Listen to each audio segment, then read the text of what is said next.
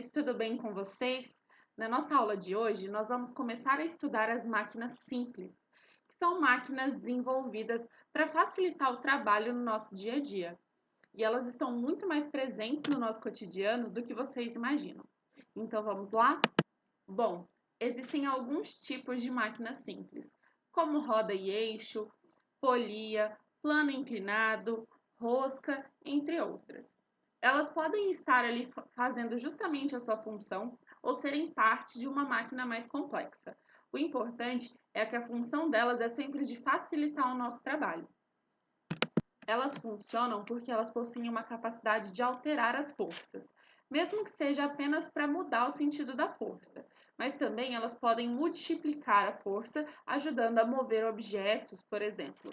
Alguns exemplos de máquinas simples que nós usamos no nosso dia a dia são tesouras, facas, gangorra de parquinho, sabe? Martelo, pá, parafusos e entre outros. Na aula de hoje, nós vamos ver três tipos de máquinas simples. O primeiro deles é a roda e eixo, mais conhecida popularmente apenas como roda. Bom, não se sabe ao certo quando e onde surgiu a roda, né? Mas a primeira representação de uma roda já encontrada tem a data de 3.500 anos antes de Cristo, ou seja, faz mais de 5.500 anos. Ela é feita de uma placa de argila e ela foi encontrada pelos arqueólogos onde hoje fica o Iraque. Em ciências, nós não dizemos só roda, nós dizemos roda e eixo, porque entende-se que toda roda precisa de um eixo para funcionar. E a função principal da roda e do eixo é facilitar o deslocamento. Por exemplo, se a gente tivesse um carro sem rodas, seria muito mais difícil dele se locomover do que um carro com rodas, certo? Ou então um tênis e um patins. Qual desliza mais fácil pelo chão? Em termos de deslizar mesmo. O patins, certo? Ele facilita esse trabalho. Deslizar com o tênis é muito mais difícil e a gente tem que tomar um certo impulso. Então, a principal função da roda e do eixo vai ser facilitar o deslocamento. No entanto, não é a única função, tá? Uma roda acoplada a um eixo, ela pode possuir outras funções também, como a de alterar forças. E por que no dia a dia é tão importante que nós tenhamos uma máquina simples que facilite o deslocamento, por exemplo? Porque não se trata só do deslocamento de pessoas, certo? Do meu deslocamento, por exemplo, até o trabalho, que é mais fácil de carro do que a pé. As máquinas simples, as rodas nesse caso, que compõem automóveis, elas fazem deslocamentos de mercadorias, de alimento, entre outros. Então, imaginem, por exemplo, todas as carretas e caminhões que transportam alimento. Aqui do Paraná mesmo, né, saem muitos alimentos para outros estados. Como seria possível levar uma tonelada, né, de uma grande quantidade de alimentos daqui para o Nordeste, por exemplo?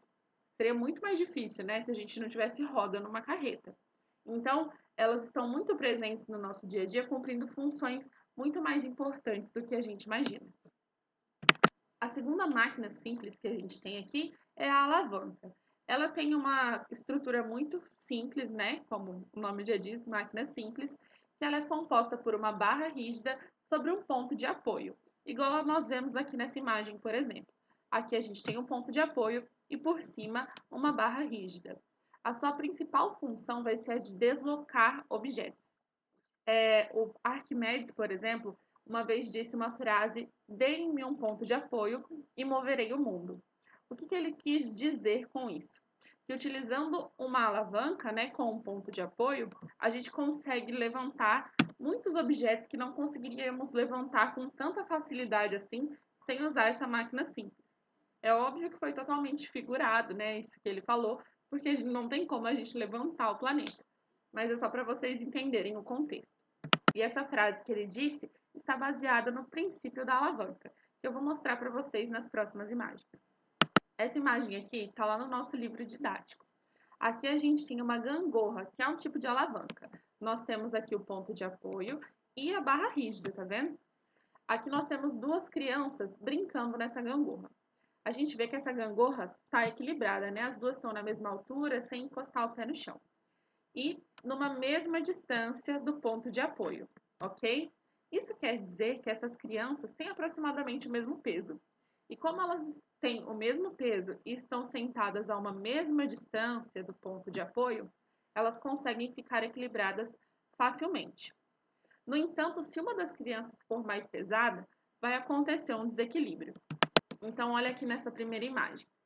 Essa criança aqui no início da brincadeira, né, ela está para baixo e a outra está ali sendo levantada, certo? Isso a gente considerando o início da brincadeira, tá, gente? Não elas já impulsionando. Então, essa criança aqui é a mais pesada. Quando essa gangorra está parada nessa posição, sem ninguém exercer uma força, e uma das crianças ou das pessoas é mais pesada, ela não vai se equilibrar devido a essa diferença de peso. Porém, se a gente mudar o local que a criança mais pesada está sentada, a gente pode conseguir equilibrar essa gangorra. Quanto mais próximo ao ponto de apoio ela sentar, mais fácil vai ser de equilibrar esses dois pesos. Então, aqui na segunda imagem, ela mudou de posição, certo? Ela foi sentar ali mais próximo ao ponto de apoio e nós vemos que essa gangorra, essa alavanca foi equilibrada. O que isso quer dizer para a gente? Que forças peso diferentes podem ser sim equilibradas se elas estiverem em distâncias diferentes do eixo. Então, o princípio da alavanca, né, que foi dito lá por Arquimedes, tem relação aqui com essa gangorra. O que nós vemos nessa imagem aqui, por exemplo, né, que representa o princípio da alavanca, é que a criança menor é capaz de multiplicar a sua força sustentando a criança do peso maior, tá? Para isso, basta que a criança mais pesada, né, maior, esteja mais próxima ao eixo. Então, quando a criança aqui mais pesada, ou o objeto mais pesado, estiver mais próximo ao eixo, a força que está sendo aplicada na outra ponta vai ser multiplicada. Nós podemos observar, por exemplo, em dois objetos do nosso cotidiano, por exemplo, o espremedor de limão e um espremedor de batata. Se a gente tentar espremer um limão com as mãos, sem utilizar, né, o espremedor, vai ser um pouco mais difícil. Mas quando a gente usa o espremedor, facilita muito o nosso trabalho. Por quê? O limão aqui ele é colocado bem próximo ao eixo, né, ao ponto de apoio. E nós fazemos a força aqui na outra ponta. Isso faz com que a nossa força seja multiplicada, espremendo esse limão mais fácil. A mesma coisa com a batata. A região aqui onde a gente coloca a batata para ser espremida está bem próxima ao eixo, né, ao ponto de apoio. E a força vai ser aplicada aqui na outra ponta. Então, a nossa força vai ser multiplicada espremendo essa batata mais facilmente do que se a gente fosse utilizar só as mãos, por exemplo. A nossa terceira máquina simples é o plano inclinado, muito conhecido como rampa, sabe? A função dela vai ser de diminuir a força necessária para se elevar um objeto.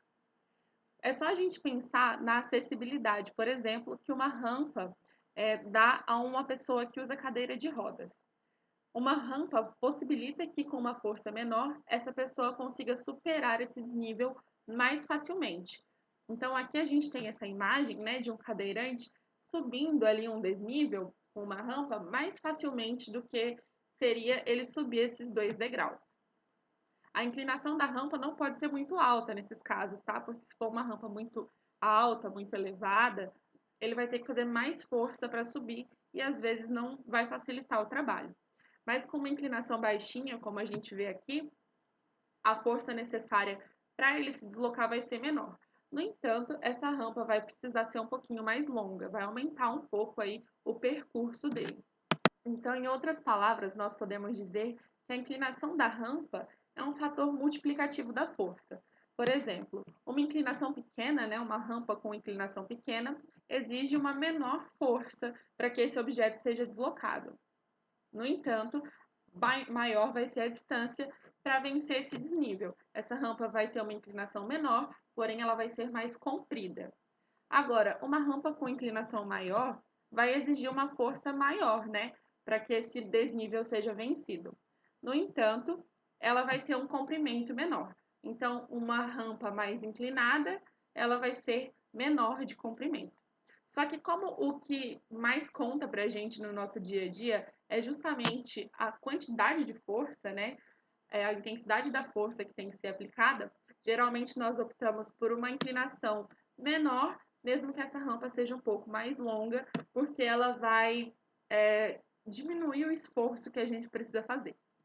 Pensa no caso de um cadeirante, por exemplo, se a rampa for muito inclinada, a elevação, a inclinação for muito grande, pode ser que ele não consiga subir sozinho, né? E aí ele vai precisar de ajuda do mesmo jeito. Então ela não vai facilitar tanto assim a vida dele. Bom, e existem alguns objetos que são construídos com rampas unidas. Então, se a gente juntar aqui dois planos inclinados, né, a gente vai ter um formato ali chamado de cunha, que é o formato das facas e dos machados, por exemplo. Ó. Então, aqui a gente tem uma rampa, né, um plano inclinado, e aqui a gente tem outro plano inclinado. Os dois estão unidos, né, formando ali uma cunha, empregada aí nesses objetos que eu disse, como a faca e o machado. Com eles é possível mudar a direção da atuação da força, fazendo com que ela aponte para os dois lados. O que isso quer dizer? Essa faca ou esse machado está sendo utilizado aqui para cortar um objeto. Então a força está sendo aplicada de cima para baixo, certo? No entanto, essa cunha ela está alterando o sentido da força, para os lados, tá vendo? Para o lado esquerdo e para o lado direito. Isso vai fazer com que esse objeto, né, seja cortado, seja dividido mais facilmente, porque a força que está sendo exercida aumenta. Bom, na nossa próxima aula, a gente vai ver outros tipos de máquinas simples, mas eu espero que por enquanto vocês tenham entendido.